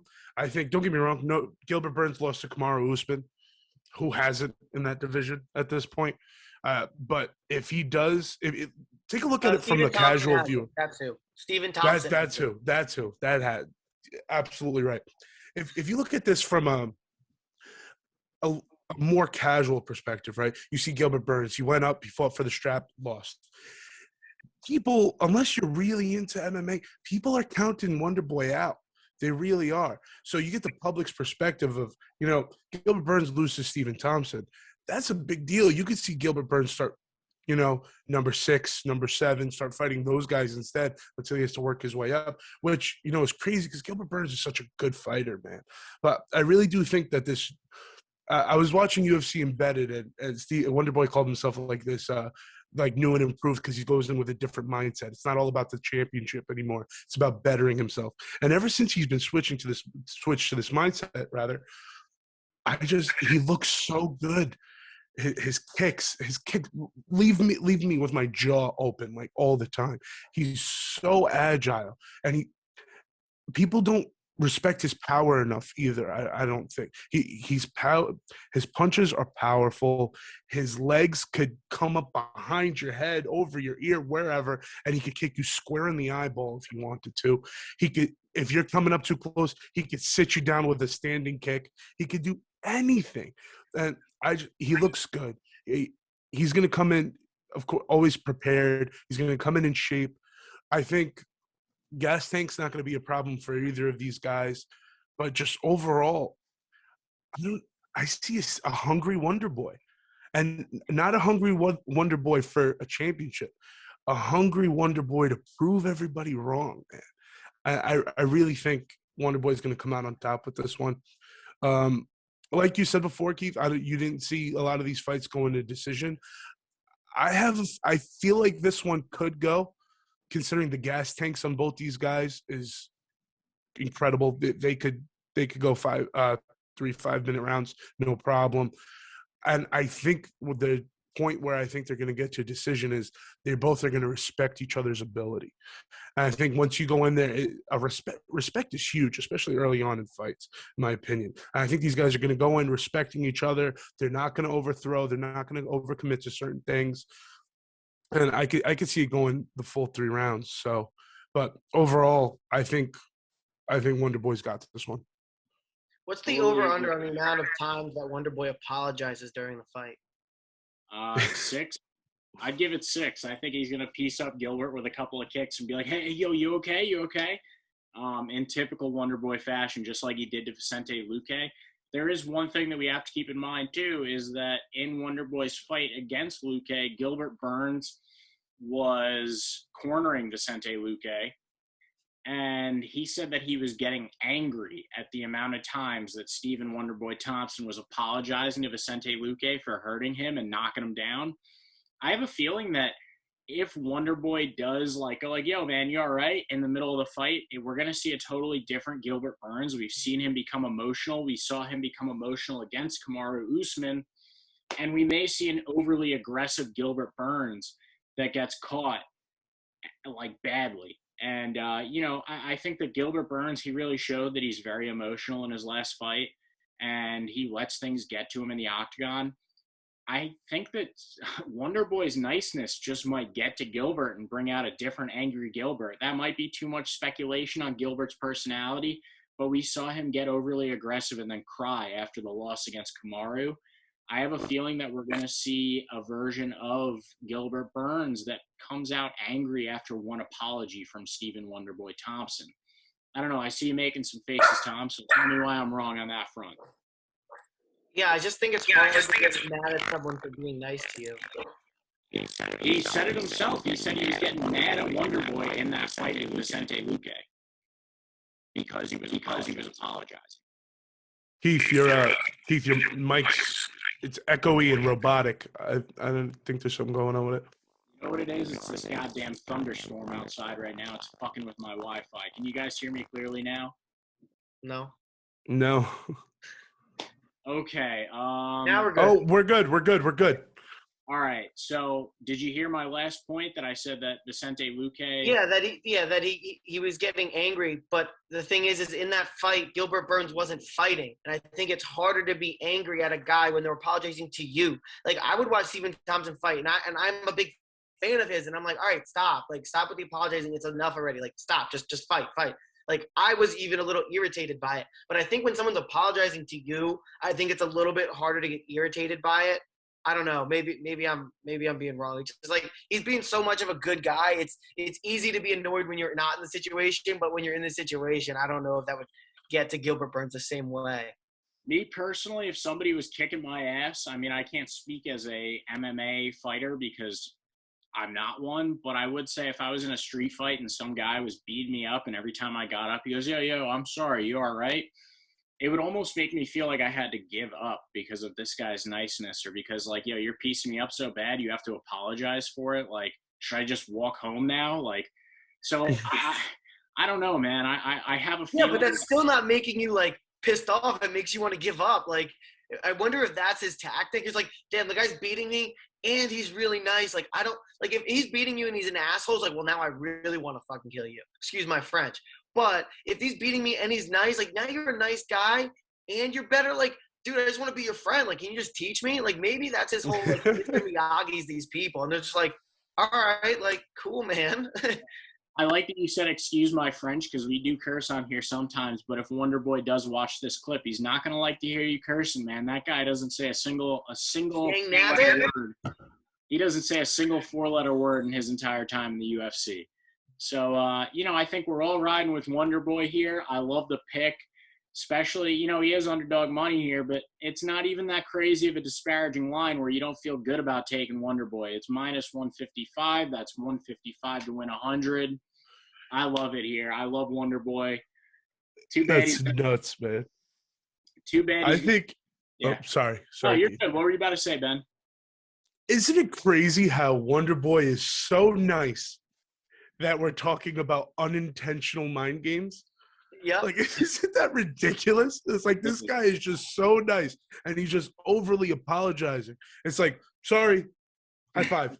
And then they keep going just over and over. He's so nice. We think that him just apologizing is going to get in people's heads. I'm not saying I agree or I disagree, whatever it is.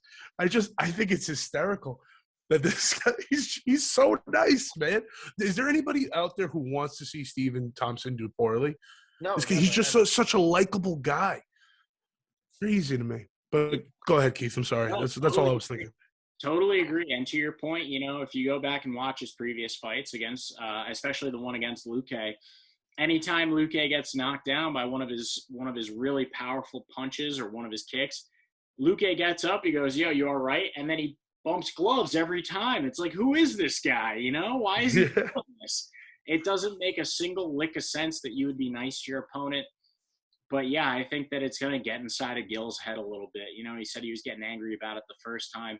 Who knows? We'll only be able to tell Gilbert Burns' mindset on Saturday. I think Wonder Boy, win, lose, draw, he takes it well. So, I think we're all excited for this one, though. It presents a really exciting matchup between these two. You got a karate guy versus a Brazilian jiu-jitsu guy with hands. So, yeah, we're all excited for that one. I personally don't think it'll go to decision, but if it does, I still think Wonder Boy comes out on top just because of the amount of strikes he's about to land. So that brings us to the final fight, the main event. We've got Dustin Poirier, minus 130 versus Conor McGregor, plus 108. Now, for the first time ever, I believe, in his UFC career, Conor McGregor is an underdog. Crazy to see. I never thought that I would see that in my entire lifetime. Couple things we got to keep in mind in this fight. McGregor has never lost to the same guy twice. He always comes back after a loss and he fixes the technical errors that he made the first time to get the win. So this time around, I'm really hoping he switches from that heavy boxing stance that he had and he switches back to his original karate stance. And then number two that he really has to do to win this one is check leg kicks. That's how Dustin Poirier won the last fight around. Now, we do also have to keep in mind, Dustin Poirier was on Teddy Atlas's podcast about maybe a month and a half ago. Teddy Atlas said to him, I know what your game plan is to Dustin Poirier. You're going to fake a low kick and go with something high. Dustin Poirier was caught. Yes. So Dustin Poirier, I have a feeling Conor seeing that knows, okay, Conor knows I'm going to fake low, go high. So Dustin's just going to go back to those leg kicks again, try and win the fight that way, as opposed to fake low, go high. If Conor checks those leg kicks, Conor's golden, man. That's how he lost the first time around. You also have to keep in mind that the last time that they fought was in Abu Dhabi on Fight Island, and there were no fans in the building. Conor McGregor absolutely thrives with fans in the building.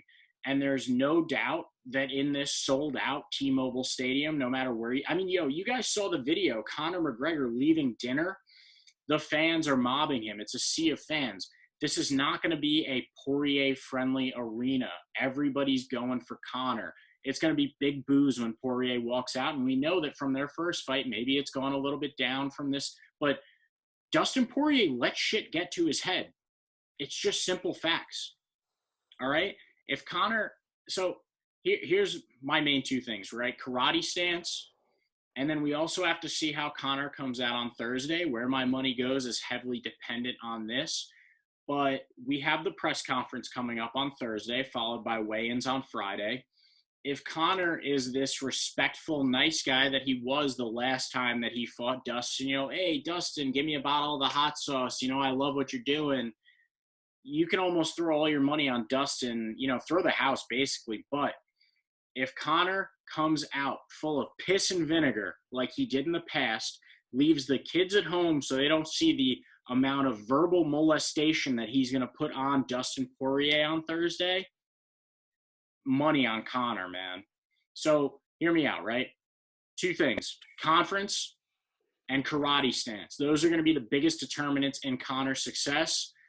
And I believe that based on how Thursday goes, Saturday, I'll be rolling with McGregor. As of right now, I'm willing to believe, based on the Twitter trash talk, he put out a video, one of those sound bites last night, hey, P-head, I'm coming after you.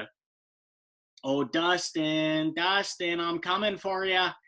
I believe that Conor McGregor will win this one. He's never lost to the same guy twice. You look at Nate Diaz. Nate Diaz had every answer for him the first time around. He only fought the same guy twice. Yeah, but what did Conor do? Conor went home, made the adjustments. Okay, here's the thing. Here's the thing about that. Okay, finish up. One more point. Dustin Poirier, his adjustments in the past, what have they been? I'm going to train harder. I'm going to condition harder. I'm going to work harder, and it's my will to win that's going to take me to the top. Conor McGregor comes out stylistically different anytime that he has faced this. Obviously, yeah, he's faced one guy twice, but regardless, he comes out stylistically different for every opponent.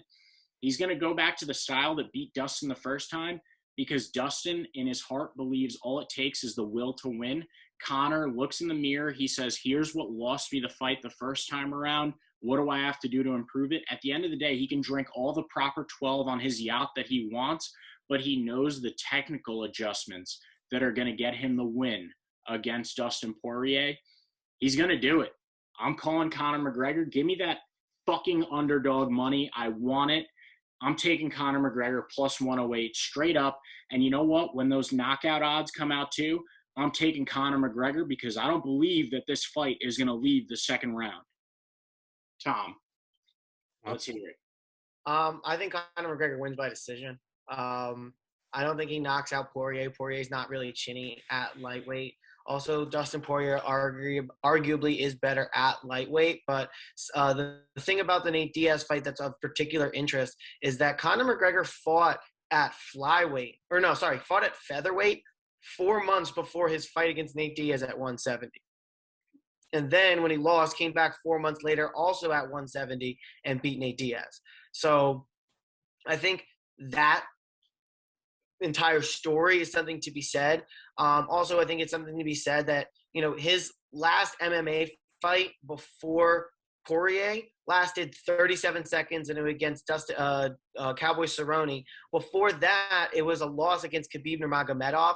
So, yeah, maybe ring rust isn't a thing. But what I liked about McGregor after his loss, and we were just talking about people and how they take losses, he goes, yeah, man, he didn't beat me. It was just like time. Like, I can't be out of this game and expect to compete at this level. Like, I need to be in it. I need to change my approach, all of these things. And I think that is like a tangible thing that you could take away and say what I'm going to improve. I need to be in more of a karate stance. I can't have a heavy front leg. I need to train. I can't have the kids. I need to be 100% invested in this. But I think that those are all tangible takeaways. Dustin Poirier, similar to what you said, what's he going to change? Maybe he changes his game plan, but I think he's going to be a little bit more stagnant and maybe potentially a touch complacent, given where he is. And we talked about this earlier, that when guys reach an extra level of fame or they beat Conor McGregor, there is some other level of notoriety and fame that comes to that. I mean, he has the hot sauce. He's got the charity, which undoubtedly have more eyeballs on it since January. Who knows what other business ventures. I feel like he's opened a gym semi-recently or something as well. So he's got all of these things, and Conor has been a guy who's been able to handle pressure before, been able to deal with, other things going on in his life. We haven't seen that as much or in as much abundance from Dustin Poirier. Also, Dustin Poirier getting a little reckless on Twitter. I am looking forward to that press conference. Another sounding word that I want to add to your conference and the karate stance is I want to go with cut, as in his haircut. I want to see what these guys' haircuts are. I think Conor's been growing his hair out a little bit. He was bald in the last fight and lost. Poirier was bald in the first fight and lost. So I'd like to see Conor come out with some hair, maybe see if he's superstitious or not. But ultimately, push come to shove, I think Conor McGregor wins this one, but I wouldn't be surprised if he didn't. I think we're all rooting for Conor McGregor. Well, not all of us. I am personally. I think he's just a little bit more likable. I don't know why, but I found Dustin kind of off-putting in the few months post since the thing. I don't like how he called Conor out and then kind of backed it up, and he was trying to be a hard ass but trying to be a nice guy. And then the thing about knocking the guy out, which I think was blown out of proportion by Colby Covington, I don't think it was that big of a deal. Apparently the guy had 20 wins. I'm not sure, but at the end of the day, I think it's all going to be dependent on the stance that Conor McGregor comes out in. I want to see him in the karate stance. I hope that he hasn't spent too much time in the boxing stance to where that has become his default. But you go to your lowest level of training when things happen. And what was unfortunate in the first fight is when he starts getting knocked out, instead of coming in and clinching and being a mixed martial artist, he started to still bob and weave and try to duck out of punches, which tells you that may be his default when he gets clipped or when he gets into a rough situation. I'm hoping that in the last 4 months he's been able to change that, but that is a tall ask considering how long it takes to break habits. So I'm hoping that he's able to quickly go back to that old way where he would then maybe clinch, put him up against the wall, use some knees, push him off, get distance, try and land a left hook, hit him with the shoulder strikes as he was talking about, as he did with Cerrone. He did him with Dustin too, and he did land a few shots on Dustin as well. I think he's just going to have to land more, and I think ultimately he ends up doing this by decision. We've seen him on the bike. We've seen him running. I think his cardio is going to be definitely there. I think it's a little bit tougher for him because, you see a guy like Dustin and he does get better and he gets into a rhythm as the fight goes on. I still have a feeling, though. I just gut leads me in the right direction pretty much every time besides Vettori versus Adesanya. I mean, I don't know what direction gut was leading me in there. But I will say this. Conor McGregor is going to win by either KO, flat on the feet, or TKO. He said to Dustin on Twitter, I do want to mention this too, whoever shoots first, whoever shoots a takedown first is a dusty bitch. I think Conor McGregor is almost saying that to entice Dustin to go to the ground. I won't say that, for fact whether or not Conor's been working on his ground game. But a guy like Conor doesn't say something like that, trying to get into Dustin's head unless he was trying to entice him to go to the ground. I think that Conor, and this may be too much speculation, but I think he's been working on that ground game as well, potentially an offensive or defensive jiu-jitsu type of work on the ground. I don't see as many paths for victory as Dustin in this one as I do for McGregor. I also like the fact that McGregor is not doing absolutely any media before this fight. I mean, I haven't seen him talk to a single interviewer. And then you got Dustin out there talking to ESPN for almost an hour. So you're 100% right. I think a lot of this is going to Dustin's head. At this point, he even said it himself.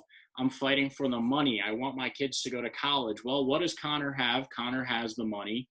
People are saying, oh, he's motivated. He's not motivated by money. What's he motivated by? After Charles Oliveira won the belt over Michael Chandler, Conor McGregor said, congrats, Charles Oliveira, on being the 11th UFC lightweight champion. Who's going to be the proper 12th? No, he said the 12th, but, I think it would line up cool if it was proper 12. He's the 12th champ. Anyways, at the end of the day, Conor McGregor is motivated by the belt. He's not motivated by the money the way that Dustin Poirier is. A lot of things are lining up for McGregor here. I have a feeling.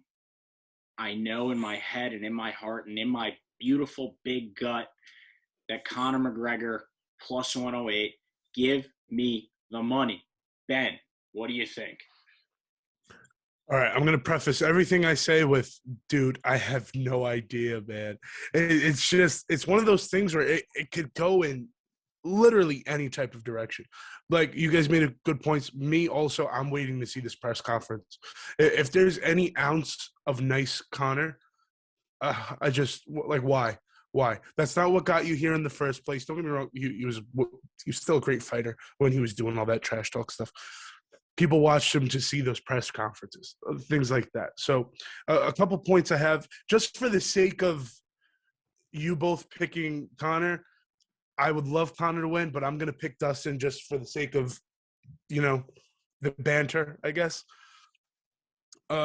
Dustin, like you guys said, yeah, his mind is his biggest enemy. Also, same with him. Like I said for Hardy's gas tank, I think Dustin's mind is his biggest enemy. If Conor gets in his head, which he should, I don't think there's a single person out there waiting to, let's see nice Conor again. No, nobody wants that.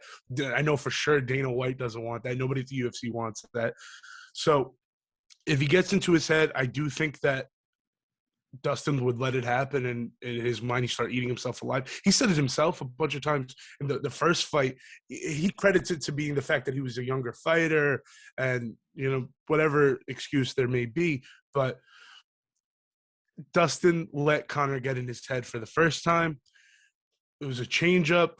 Second fight, no trash talk, all cordial. We're all fathers up here, whatever. Nobody gives a fuck, excuse me. But in general, I think Conor's gas tank is a problem.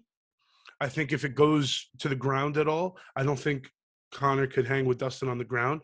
Definitely not now. I think that the 2-fight argument, he's never lost to the same guy twice.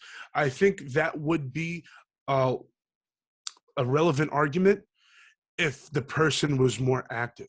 Conor is just not active. In the past, how many years he's fought, 2-3 guys, and, Dustin going for the third one. Like you said, Dustin just going for the money at this point, because if I was Dustin, I'd be going for the belt, but that's besides the point. I think it's such a tough fight. I'm going to take Dustin. I think he's more durable. Conor McGregor is durable. I'm not saying he's chinny and nothing like that. I think just Dustin's just more durable. I think on the ground, Dustin has an advantage if it does get to the ground. So it's kind of like the same thing as his last fight, because in the last fight, Conor won the first round. I don't think that's disputed by anybody. Conor won the first round, and then the leg kicks caught up to him, and then that was it. How are you going to throw your hands if you can't stand on anything?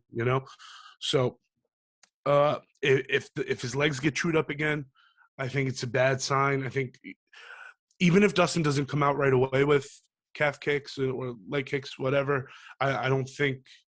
I think they're going to come out to play at some point. It would honestly be stupid not to. But just in general, dude, yeah. First two rounds, Conor. Last 3 rounds, Dustin. I think Dustin 6. I don't see this being a decision. I don't see this being a timid fight whatsoever. I hope it's not, because you got these guys in here for a trilogy coming right after the second one a few months later. If these guys just come in and hug and they're not throwing. Like, nobody wants to see that. Everybody's just going to get even more pissed. If Conor does lose, that's it. I think it's time. Take your money right off to the sunset. Even no matter what your record, you 2-division champ, you're still going to go up there as one of the guys who put the sport on the map. So ultimately, ultimately makes it so final, dude. I really don't know. I think strictly due to activity, I'll give it to Dustin. I'll give it to Dustin. Let's say round 3. Dustin round 3. That's a fair pick. I don't think if it leaves round 2 that it's in Conor's favor anymore for all those reasons that you just listed. Yeah, it is a tough one to pick. I just, I don't think that McGregor's time is up in this sport. I think he's highly motivated for the belt. And Dustin had that option. He could have fought either Charles Oliveira, Michael Chandler, whoever else they would have thrown in there against him, and he chose the money instead. I think the motivation at this point, you're so rich. You're the highest paid athlete in 2020. Where does your motivation lie at that point? It's with the belt. That's the only way to go up from there. It's to get that belt. You think so, though? Absolutely. Absolutely. Really? If McGregor would have beat Poirier, he wouldn't have come back for a trilogy. Obviously, it's 1-1 with Poirier winning. But he wouldn't have gone for a money fight. He would have gone for the belt. There's no other reason for him to be doing it at this point. Poirier. How about this? Since 2020, Dustin Poirier and Conor McGregor have fought the exact same amount of times. Wow. Well, okay. All right. That's a good point. It's a good point. Yeah. Well, that's very true. Yeah, they both fought once in 2021. So, and they both fought once in 2020. And then before that, Dustin's fight, I believe, was in 2019 it was his loss to Khabib. And you had Conor. When was he fighting Khabib or whatever? I'm pulling it up here. But my mouse is on the Mac, so it's inverted. But I think even though it's the same amount of fights, like look at Dustin's fight that year versus Conor's fight that year. Conor destroyed an on his way out Cowboy. Nobody is looking for Cowboy to do anything. At this point, he's on his way out. When he fizzles, and that's until Dana White just like, I can't take this shit anymore. Sorry, Donald, you're out. And Dustin fought Justin Gaethje. That's a very different fight. Oh, Dan Hooker, my fault. And it was Justin Gaethje was before. But yeah, even Dan Hooker's still a tougher fight than Cowboy Cerrone. Fair, very fair. Yeah, definitely now. At the time, I don't know if we necessarily knew that, but also Conor McGregor did better against Donald Cerrone than Poirier did against Dan Hooker. But look, I'm not trying to get into like a tit for tat when it goes to like their past fights. I'm just saying, like, if we're going to talk about experience and ring rust and all of that, since 2020 they fought the exact same amount of time. This will be Conor's 3rd fight in a year and a half. I think that's enough to get his body back. This was his 3rd training camp. I think he stayed in good shape throughout 2020. I think he is still motivated. Remember, he was staying in good shape because he wanted to fight. I think him being motivated by legend status and getting that 12th champ and things of that is a lot more motivating than the Poirier being motivated just to set his family up, because financially, whether he wins or loses this fight, he's still getting a cut of the pay-per-view, I believe, because they're headliners. So I think he's going to be set up pretty well. It's notoriety, all of that. Being that, obviously that's not the only thing he's motivated for. But, yeah, I like Conor McGregor here, especially a little bit more after this talk. But I have a roommate who everyone he seems to bet on seems to lose. So I'm definitely going to have him bet on Dustin Poirier to win, just flat out. I think it's minus 120 right now or 110. So, it is a pretty even pick-em fight, and I would love to see Conor McGregor. I think it makes the division more interesting, and I think mixed martial arts in the UFC is better when Conor McGregor is fighting. And as an Endeavor Group shareholder, I want the UFC to do better, so Conor McGregor. Yeah, 2 things. Just to mention, somebody always picking people wrong. We got Uncle Chael Sonnen. Chael always picks wrong, and Chael picked Dustin. You don't know if he's going to change his pick as the fight gets closer, but he's picking Dustin. I like that for my picks. Not to mention, you look at the UFC is always better when Conor's around. I'm not saying that they've ever fixed a single fight, but if they ever did want to fix a fight, this would be the fight to fix because they want to keep Conor McGregor around. So I think all three of us have said pretty much everything we want to say about this one, unless you guys have any last points that you want to make. Of one thing, we could all agree that our opinions could be very much changed come Thursday, depending on what we see. 100%. Thursday's huge, man. And there's a press conference for every pay-per-view, whatever. That press conference is going to hold a lot of weight. And I'm also looking forward to seeing Wonder Boy up there. If like Conor's talking shit, like if Conor comes up that way, I just want to see Wonder Boy's reactions to the stuff that comes out of Conor's mouth. I think that'd Wonder be Boy's been there before at Conor press conferences. I forget which one it was, but it was when Conor threw a chair. It was Eddie Alvarez. Yeah, Conor threw a chair, and Wonder Boy's just sitting there like, "Oh, this is just back there laughing." Just back there laughing. You guys are 100% correct. I think that Thursday is the biggest determinant in how this goes. So being that all three of us have said everything we want to say, we're going to throw a quick compilation of a lot of our previous recurring guests that we've had on this show. They're going to give you their picks right now for Conor McGregor versus Dustin Poirier. I haven't even looked at the video, so I don't know who's going which way. But take a look. I was on the show a couple weeks back, and I believe that Dustin Poirier will win by a finish against Conor McGregor. See, I feel like Conor McGregor is kind of on a rousing path right now, where he was at the highest of highs, and then he let distractions get in the way, and now he's just going to go in the fall off. And Dustin Poirier, being the number one ranked lightweight in the world, I believe, will prove that he is indeed next up for the championship. The locksmith here, worst NBA basketball gambler on the face of this earth. But you also might remember me from 2 episodes of Pickin' Fights ago, before fight night, where I went 6-4. But I'm here for McGregor Poirier 3. I'm backing my fellow countryman, the Irishman, the notorious Conor McGregor. Book it. Dude, it's going to be Dustin by 1,000,000. A lot of guys got the it factor. And Conor McGregor is not one of them. Poirier for the win. I like my water sparkling, and I like my Dustin's Poirier. All right. With that being said, Ben, thanks for joining us tonight. It was great having you as a guest. Thank you for having me. We will absolutely have you back at some point soon in the very near future. You are extremely knowledgeable in the UFC and a great podcaster, so we will have you back. Tom, appreciate it. Thank you for coming back. Yes. Before we go, let's just run down our picks.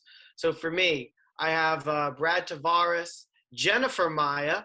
I have Topuria over Ryan Hall. Watch out for the Giles Duplessis fight. Potentially take that one as a knockout when to be finished to not go the distance. I'm taking Piera. We didn't talk about it. Michelle Piera over Nico Price. I am taking Carlos Condit over Max Griffin, Sean O'Malley, Kunitskaya, Stephen Thompson, and Conor McGregor. Yeah, my picks here are Ryan Hall. Going to go against you with that one, Tom. And then I got Sean O'Malley, Yana Kunitskaya, Greg Hardy going against you there as well, Stephen Thompson, and Conor McGregor. Right, I'm picking Tai Tuivasa. Yep. So, this is a great episode. Had a lot of fun. Cannot wait for this card on Saturday. All you people at home watching this, listening, make sure that you hit like and subscribe. That's the only way that this gets bigger and better. If you hate our arguments, if you love them, if you hate us as people, or if you're here to watch Ben, let us know down in the comments what you think, what you thought of this episode, and who you're picking. So, guys, have a great night. Thanks for joining me. It was really a great, fun episode. Have a great night.